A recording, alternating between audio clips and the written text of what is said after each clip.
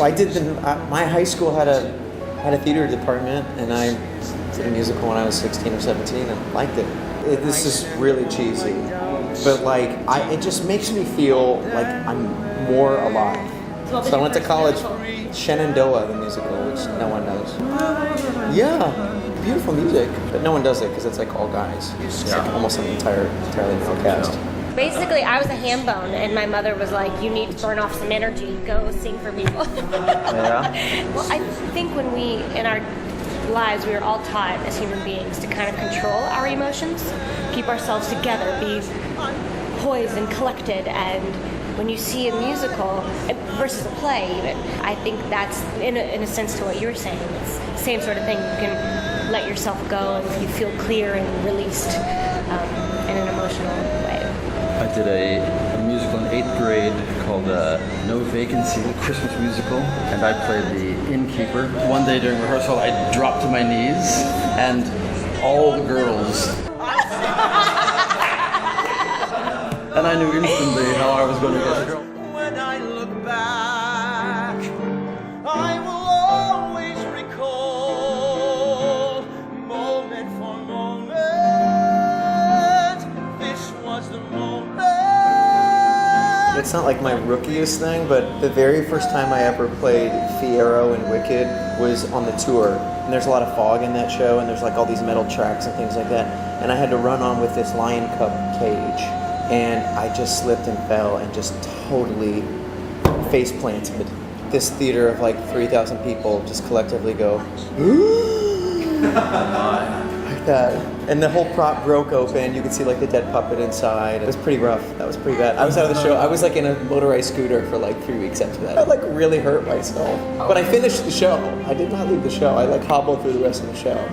Broadway debut, I was 18, doing Hairspray, and the show was very funny. My opening night, I'm doing the show, and it is crickets. They're almost silent. And the company manager came up to me at the end of the show, and she says, "Oh, I forgot to tell you. We had a company buy out the theater tonight. Everyone in here was French. So nobody spoke English." And I was like, "Okay, I got the job." But yes, my Broadway debut, not a single laugh in the whole show.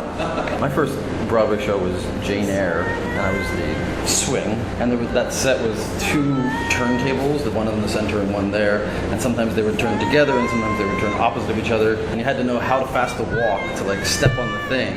My first 2 seconds on Broadway stage, stepped on that turntable, and it just went like that, poured all over the floor. Oh no! That's the beauty of live theaters. People remember that stuff. It almost makes people like pay attention more, remember it more, or something. And they're like more part of they're experiencing it with you in that instant.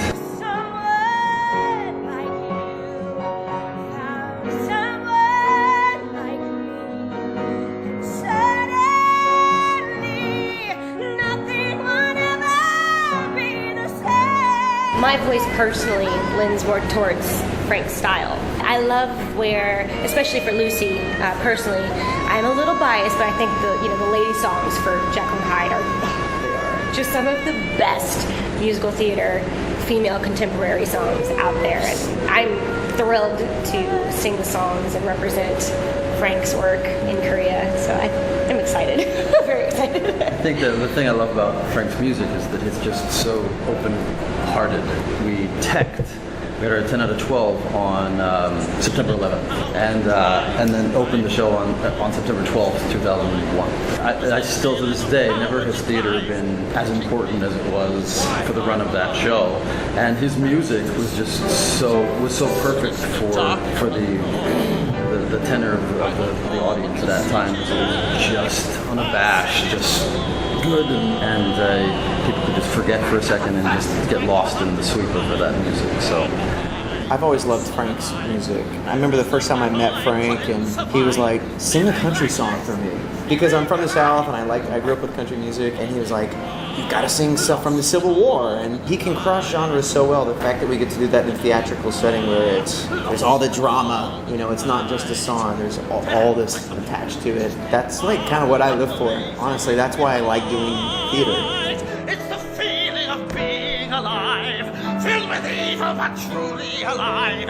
It's a truth that cannot be denied. I think we're also very fortunate that Jekyll and Hyde, the show, has its own following. You know, I like talking to people after the show. I like talking to people at the stage door. I mean, obviously I don't speak Korean. Like when you do a television show or get in your car and you go home afterwards. But when you're done with the show, there are thousands of people that just watched it with you and they're still there. And that's an interesting, cool energy.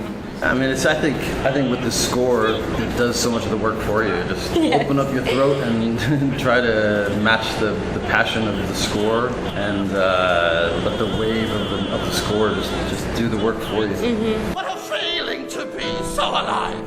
I have never seen me so alive. Such a feeling of evil inside. That's the feeling of being Edward Hyde.